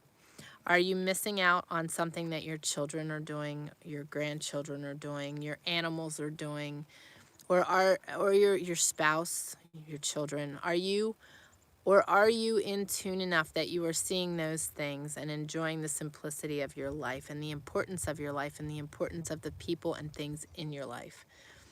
Our kittens here have been giving us great entertainment. I don't know if I shared Olaf with you. I don't even know. They're probably sleeping right now, but Olaf is one of the new kittens. He is all white, solid white, except for the tip of his tail and the tip of his ears have a light orange tinge to them like his mother. And he is fuzzy and furry like his father, who is fluffy, which is gray. He's a gray, fluffy cat. And he is quite the entertainer. He thinks he's a dog. He wags his tail like a dog, not like a cat. But he's been adding great entertainment to the new homestead here. But seeing things and not missing out on what is in our surroundings is one of the most important parts. When you start realizing that you are missing out on the best things in your life and it's because of your pace, we need to slow things down. We need to learn to realize that we're missing out on the best parts, and that's what we're here for. I don't want to waste a minute of my day. Good afternoon, Chad. Glad to have you joining. Let me see here. I'm jumping way back here. Okay, so Kelly says, yes, I know. Need to get with you someday when we're not so busy. Right. We need to slow it down. You need to talk to me this winter. I hope then you too will be slowed down. Tammy says, I really haven't been on Facebook much. Just no time and really don't miss it. I know, same, right? Tammy says, I am hoping to write about our time in the Amish house. I started it, but only a paragraph or two. My goal, which started out well this spring, was to write for an hour a day, every day. And I did really good about it. And then things got busy. But when I get back in the house, that is my goal, to write for an uninterrupted hour for a day. And if I write more than that, great, but it's a minimum of an hour a day. And you will be surprised what you can accomplish. I am actually doing that on my phone with a keyboard, and it is just fabulous, which means I can write anywhere. So I don't have an excuse. But yes, writing and keeping up with that it's hard, but when you get in a routine, it becomes an addiction, and not necessarily a bad one. It becomes a habit, I should say. It becomes a habit, and becomes a happy habit, something that you're looking forward to, the same as when I do my journal. So these are good habits to create. The thing is to slow ourselves down and create those good habits that we want to have in our lives. Let me see here. Shelly says, I check it more when at work, when the client is sleeping. I try to stay away from it. Good. I know it's hard. And when you have those down times, you know, it's nice to fill it with good things. There are good things that we can find on Facebook, but I've been learning to either audiobooks, educational things, or reading a book or the Bible are my go-tos. Yes, Kelly says, Tammy, you should write about it and share it. I would read it for sure. And that's what Shelly says too. I would read it. And so did Kelly. So you guys, I'm going to stay on you guys now, because I know that Deb and Tammy and Kelly are interested in writing their stories, and we need to encourage each other to stay on those good habits and those good tasks and make these things happen. Deb says, this is so true. I'm starting to use the special things daily and appreciate them instead of leaving them in boxes. That was also part of why I am using those things at camp. You know, all those things were packed away. I didn't want my stuff to be ruined in camp 10 years ago. And now it's like, you know what? I think of it this way. Look how the pioneers did things. You guys saw the carpet in there. That was gifted to us. But at first we're like, well, it's going to get all dirty out here. And we're like, you know what? It's part of camp. It was gifted to us for camp. We're going to use it at camp. And it's really nice to have it. And using my old things and my antiques and that in camp means a lot to me. I am using things that I enjoy. I am surrounded by the things that give me comfort and peace. And it's nice. We need to do that. Keeping things in a box, there's no point in having them, in my opinion, anymore. Let's see here. Chad, I am praying for you. I hope you're having a good day, and I am so glad that you had those good jobs this weekend. Kelly says, working to enjoy each moment. Sad to think of all I missed when so busy multitasking when younger. Yeah, I know. I hear that too. Everyone is saying hello to Chad. And Deb says, so grateful for this blessing. My student rescheduled for tomorrow. This was God. Yep, you got to get your renewal and be a part of everything today. Kelly says, yes, special things are for special people, and we just have to remember we are those special people. Yeah, you know, so often we think of everybody else as special, but we don't cater to ourselves. We don't take care of ourselves. And it's really, really important that we do these things for ourselves and remember that we are worthy. Chad says, amen about the stuff in boxes. Yep. And being good to ourselves in the same way. You know, we got to look at it the same way as our things, okay? We want to enjoy our things. Well, we need to enjoy ourselves too and take care of ourselves. It's very easy for us to neglect ourselves. We don't feel we're worthy. We also feel guilty for taking time to be good to ourselves. How many of you right now can agree? I know you can. Because we feel guilty when we pause for 15 minutes to give ourselves a break when everybody else is still working. But that's their choice. Remember that. That is their choice. And right now, with everything going on, I'm encouraging my men to take breaks too. We take breaks so that we are being good to ourselves. And it's important, and there is so much renewal in those times when we take those breaks to give. You know, when we were pushing so hard on the house, there were several times where I'm like, you know what, this is not healthy. You're not accomplishing what you want to accomplish anyway because of the mode, the mood, the stress. Pause. Just pause. Be good. Walk away. Go do something for 15 minutes and come back to it. And there was also some things at the very end that we just needed to walk away from. We needed to walk away from it. There will be time in the future to do it because our health is more important than the process sometimes. And we need to remember that when we are that stressed out that we are harming ourselves, there is nothing good going to come of it. And you've got to remember that. You've got to take time for yourselves. You've got to love yourselves. And I know so many people will hear that statement and go, that's just too prideful, or, you know, that's not the way we're supposed to be. But we are supposed to be that way. We are supposed to love ourselves, and we are supposed to love our neighbors. In order to love our neighbors, we have to love ourselves. And if we are not loving ourselves and taking care of ourselves, we are not going to be good for anybody else. Truth.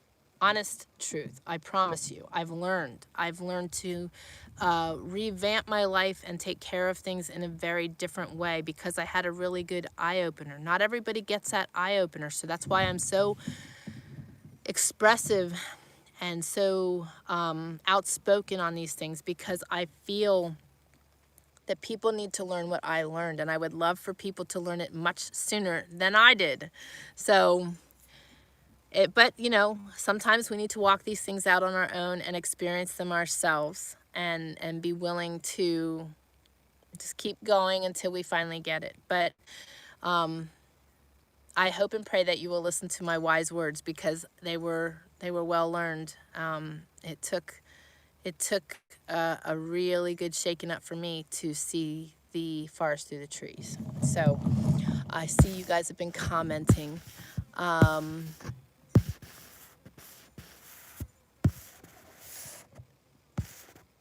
Deb said, we had a yard sale last weekend. I made $345 selling things that have been busy laying around in boxes. Smart.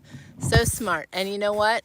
It blessed somebody else. You have money in your pocket. You decluttered, which will give you great pleasure because you won't have things all around. I'll tell you, clutter is deadly, guys. You don't know it till it's gone.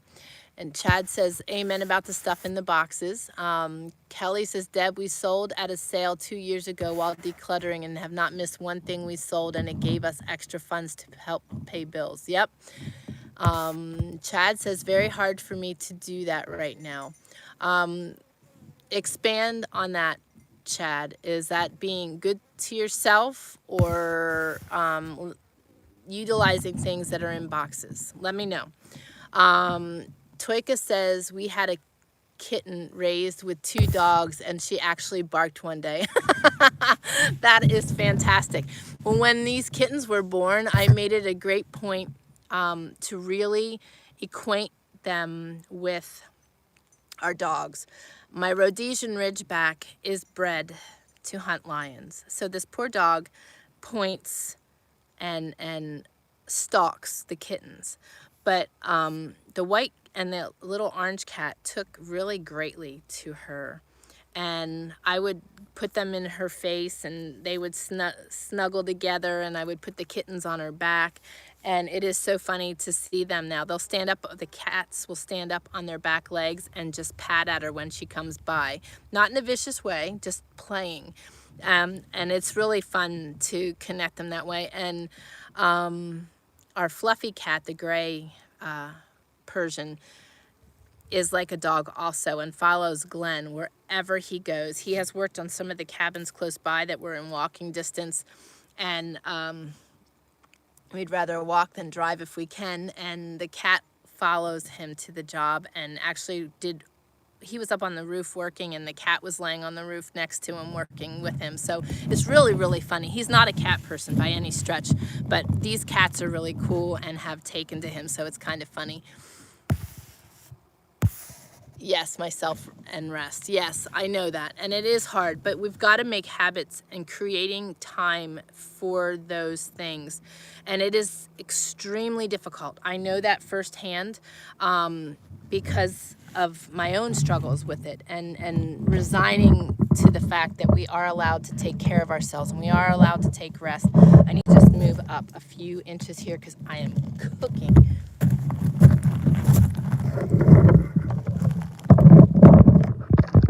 Get myself in the shade a little bit here. Woo! Gonna be a baked Tammy soon. Okay, here we go.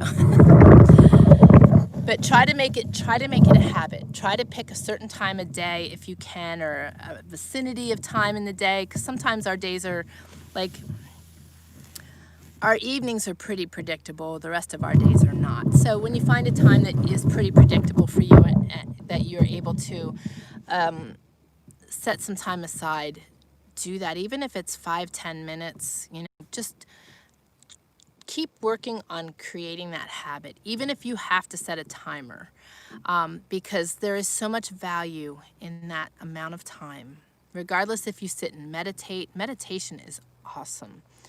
And stretching, reading the Bible, praying, listening to something that's really relaxing, whatever it is, whatever is the vice that you utilize to find your joy, happiness, and relaxation.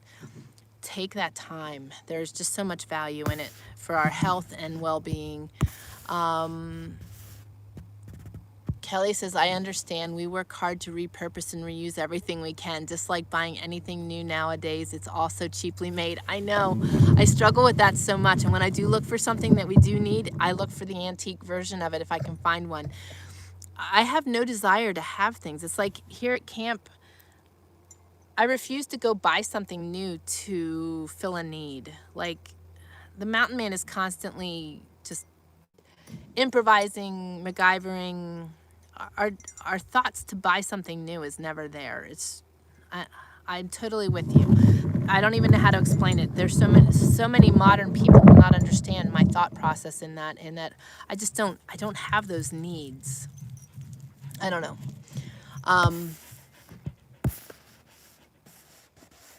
Deb says, I bet that has to be a challenge for the roadie, knowing them. Yes, it was, but she's really good about it, and she's a really good listener. She's a very good watchdog. She is definitely my people. Like, she and I we are connected. Copper, where? Oh, there you are. I see you. I'm like, speaking of which, I didn't see her. She's behind me, though. But she's, wherever I am, she is. She follows me everywhere, and she's just such a awesome dog. But her face is getting really white through this build. These dogs have been so stressed out. They just, they didn't know what was going on. Things in the house were disappearing. Their beds disappeared. We're back and forth. It was very stressful. But once we settled in up here, the first 2 nights were really, really cold. And we don't have a wood stove in our tent. So it was very cold, and then we got the nice weather, and then they really settled in. So they're coming around too, but they were very stressed too. Deb says, totally agree. So on the same page, Kelly. Yep. It's just funny. We're all very like-minded. Kelly says, I always feel guilty when taking time for myself. See, yes, I know. I did too. And there are times I still do. Like, for example, I was working on the website the last 2 days. The guys are doing heavy work. I felt guilty for doing that, and I really need to revamp my brain on that, because I am working. I'm working, but I'm doing something different. But I feel guilty for doing that instead of doing what they are, and that bothers me greatly. I felt that way for 10 years, and I've really got to fix that, because I'm still contributing. I'm still helping. I'm helping in a different way. So it's funny how we experience those feelings, and those are the same kind of feelings that you experience when you're trying to be good to yourself and feel guilty for taking that time away. We've got to learn to disregard those feelings. I really feel that is the enemy trying to deter us from being good to ourselves, from taking care of ourselves, and from feeling worthy and we gotta remove those feelings. It's not healthy. And I'm guilty of it too, like I just shared. Kelly says, I've always taken care of and done for others, so feel like I should be doing that, not taking time for myself, you know? And I think that's where a lot of us are alike too, because we are people pleasers. But I've learned when I was sick that I can't be a people pleaser. I can't do that well if I'm not taking care of myself. And sometimes we're so focused on pleasing others that we forget and neglect ourselves. And the other thing was, I didn't know how to say no. I was a notorious yes person, and through my illness I learned very quickly to learn to say no, and there's nothing wrong with that. Right now, a great peace comes with saying no, because people have been asking us to do things right now. Somebody wanted a 40 by 40 pole barn built. Somebody else wanted us to pour concrete. Somebody wanted us to do a water heater. And you know, right now we can't. We just can't. There is not enough hours in our day to accomplish what we need to, and the priority is getting ourselves under roof. So it's difficult to have to say no. But at the same time, it's very freeing and very comforting to know that I have the ability, and I've gotten to that place in my life where I can say no and not feel guilty. You know, it's no, not now, but maybe later kind of thing. You know, we've got to learn how to do that. We've got to learn. It's just like that devotional said, that when we say yes, we are causing ourselves to say no to things that are more important to us. And we've got to realize that and not feel guilty for that, because, you know, in life things do happen. And yes, if we could help, we would like to help. But there are times where we just can't. And to then be ridden with the guilt that comes with that is not what we need to do to ourselves. So we need to learn to graciously say no, and learn how to do that. And there's nothing wrong with that. And coming to that place in our lives is really an important skill, because otherwise we run ourselves ragged. And I am a people pleaser, but I've learned to be really thankful that I can please the right people. There are people in our lives that we will never be able to please, and you've got to be okay with that too. But the focus needs to be on pleasing the people that matter most, and the ones that are important to us. And that's where my family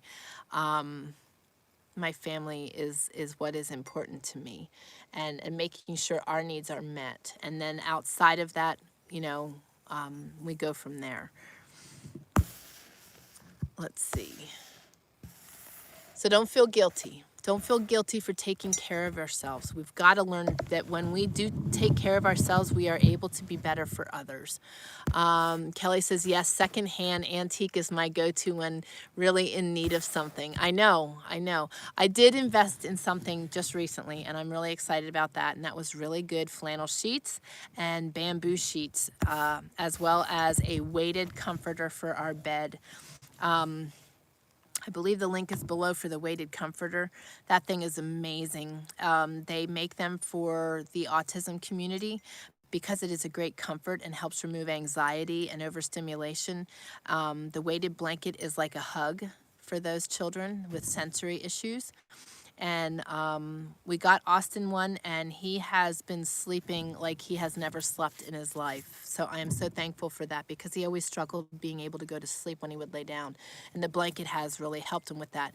And we got one. I got it to see if it would help the mountain man, and I figured it would just give me great peace. And it did, and good sleep, and it helped the mountain man to sleep too. So there's so much to be said about adding comforts in our lives. I did kind of go on a bunny trail there, but you can check out the link below. If not, it's trayerwilderness.com/Harkla, Harkla. Okay, let's see here. Whoa. We've all got to meet in person someday soon. Love real folks who live real lives and love Jesus. I know, it'd be really awesome. Many of us have talked about it already, of being able to gather somewhere. We'll have to pick a spot, see what happens with this election, and hopefully our world turns back around, and we will have such an opportunity. But in the meantime, we will continue to do this and meet here. My battery is dying. I plugged it in, but I never turned it on. You gotta love it. All right, so that should be okay now. Kelly says, I agree, Deb. Maybe a video chat would suffice until then. You know, one thing that I'm working on, and I hope to do as soon as we are under roof, is start a Bible study, and we will do it via Zoom. I've been following someone else and doing it along with someone else, and it is a lot of fun. And I think that this community would really enjoy it. So stay tuned for that, because I am going to start embarking on that, a weekly Bible study. So, yes, Toyka, cats are so funny. They are. They they are hysterical. They have minds of their own. Kelly says, yes, Toyka, cats are so independent and funny. Says, oh, wow, you hit me in my heart and I'm convicted. I can't say no most of the time. You need to learn to do that, because there's nothing wrong with it. I always felt very terrible saying no to people. It broke my heart to say no, and I did it very little. Now I typically say no first, and then if I have time, I will say yes and help. But my first response is no, because stay here. Stay here. Good dogs. Good dogs. And that may sound harsh, but my first response is a no, because oftentimes I was always so quick to say yes before I even thought about it. By saying no, that gives me a chance to think about it. Or I'll say I'll think about it and get back to you. Either way. But that way I have time to process it, and if I feel I can do it, then I can go back to that person and say yes.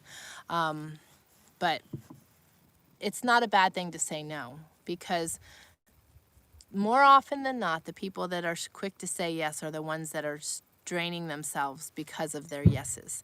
There's a great book by Lisa Tierkirch, I think is how you say her last name, and I think the book is called Yes. So you need to check that out, because it does walk you through that, and there's nothing wrong with saying no, I promise you. Oh, Kelly says that sounds great. I imagine you're talking about the Bible study. I think it'll be a lot of fun. It's a book club that I joined. I love Sean Croxton, and I decided to join his book club last month. And he does it via Zoom. And I thought, while I'm doing it, I'm like, this would be a great way to do the Bible study that I've been talking about doing. So I was going to do emails, but I think it would be so much more fun in person. And with Zoom, you guys can communicate with me. It's not just me reading messages. You guys can actually communicate and feed on each other and love on each other. I think that's a great way to do it. Shelley says, one of our cats likes to bring us gifts like mice, birds, and snakes. They are alive too. We've had a couple little incidents recently. The one got a chipmunk. The other cat stole it from that cat, and next thing you know, it got away. And of course, it ran in the basement while Christopher was down there working and sawing, so he chased it out, and then I saw the same thing happen again, and it went in again, got away from him. The chipmunk had quite the many lives. And then the other week, one of them had a bird, and I thought it was dead. And I was so thankful that I was not standing right in front of the cat, because the cat had it and was pulling feathers out of it, and they were fighting over it. And next thing you know, this thing just flew away. Had I been standing where I had been a few seconds before, it would have flew right into me. That would have been a little bit something. A little alarming. Kelly says, our barn cat brought us a bat the other day. It was alive and flew away when she dropped it. Yeah, it's the same thing. Glad it didn't fly in your face. You never know when they bring presents like that. I am thankful that they keep all the varmints away, because we got a lot of camp robbers and different things in camp last time we did this. Deb says, my cat leaves birds and mice with their heads chewed off at my door and garden gate. Yeah, it's quite something. It's really funny to watch them playing. These guys are little. I'm going to say they're maybe 2.5 months old.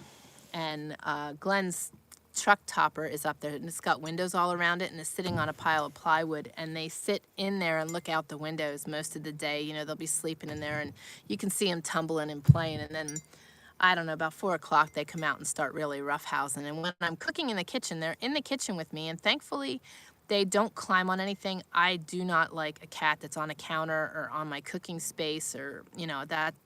Outside cats are cool. I don't like inside cats. I had them, and they can be really dirty at times, so I like my cats outside.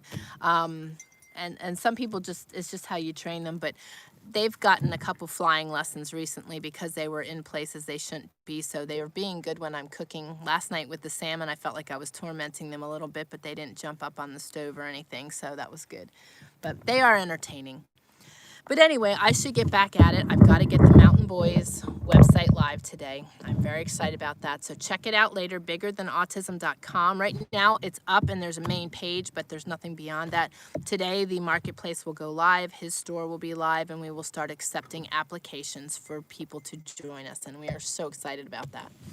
Deb says, I'm grateful she gets the mice and voles. Wish she'd leave birds alone. She's watching, whoop, she's watching a gopher home now. Need to set traps this afternoon. Yeah, they can be really destructive. And yes, I hear you on the birds. It's pretty impressive that they are able to catch the birds, really, also to begin with. But they are good hunters, that's for sure. They've been taking care of the ground squirrels and the tree squirrels around here. So going to PMU Tammy T after. Sounds good. Definitely reach out. Guys, I am so glad you take the time to join us. Toika, it was great to have you joining us live, and continue to do so if you can. We love to have new people joining us. If you or anyone watching this replay has a prayer request, please don't hesitate to leave it below. You don't need to share details, just say unspoken prayer, and that will suffice. We don't need to know, we just need to pray for you. God knows what your needs are. And if you'd like to share something with me or have a prayer request that you'd like to share with me, you can email me at prayers@trayerwilderness.com. I saw Kelly share something. God bless each of you the remainder of this week. Awesome, thank you. And guys, I'm gonna say a quick prayer and send us on our way. Papa, I just thank you for this beautiful, glorious day. I thank you for these individuals that join here on the live.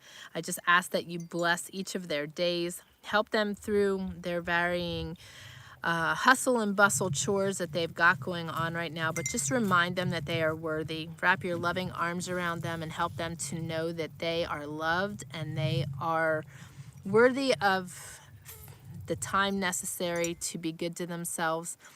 Help remove the enemy's hand on us that is causing us to feel that we aren't worthy, that we don't deserve, and are guilty for taking time for ourselves. Help us to learn to be better caregivers for ourselves so that we can be better caregivers for others. Help us to learn to love more, and in order to do that, we need to slow our pace. We can't love when we are racing the clock.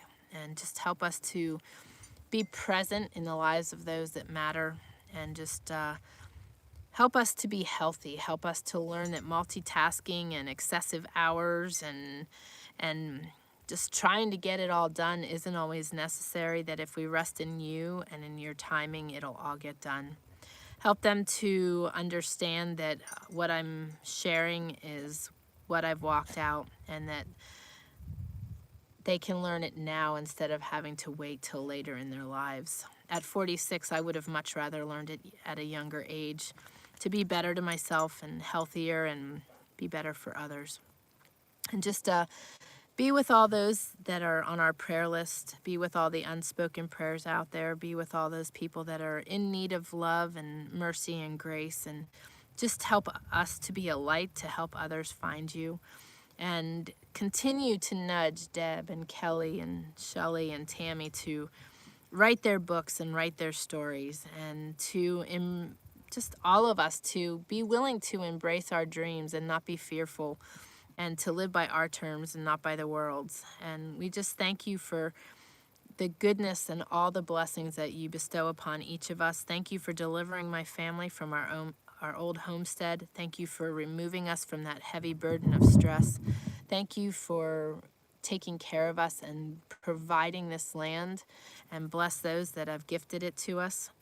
And just be with us, be with our bodies, remove all the tired and sore muscles, the stress that we've been under, and allow us to enjoy the process of building our new home.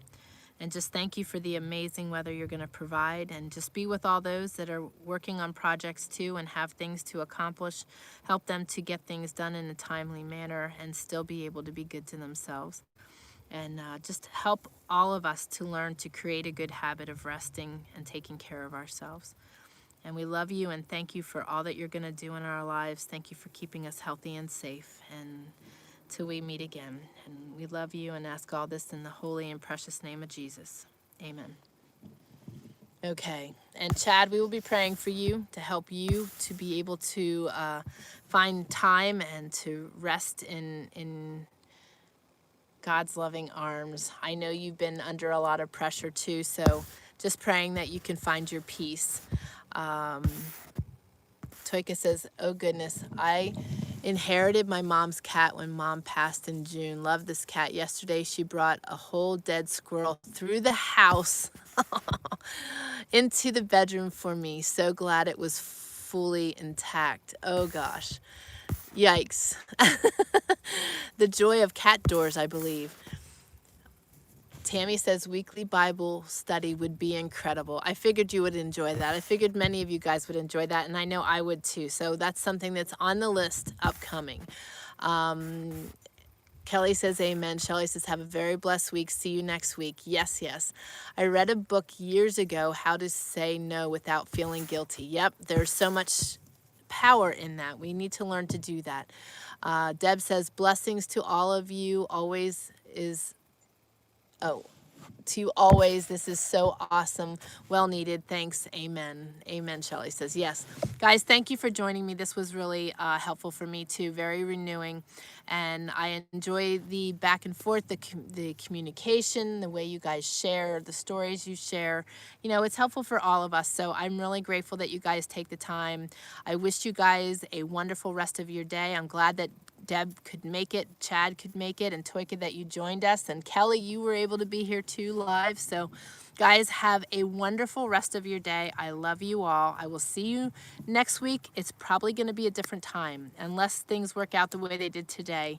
But I will post on YouTube in the community as well as on Facebook page when I'm going to try to go live, because it's going to get a little crazy here, but I'm going to make sure I'm live at some point. So love you all.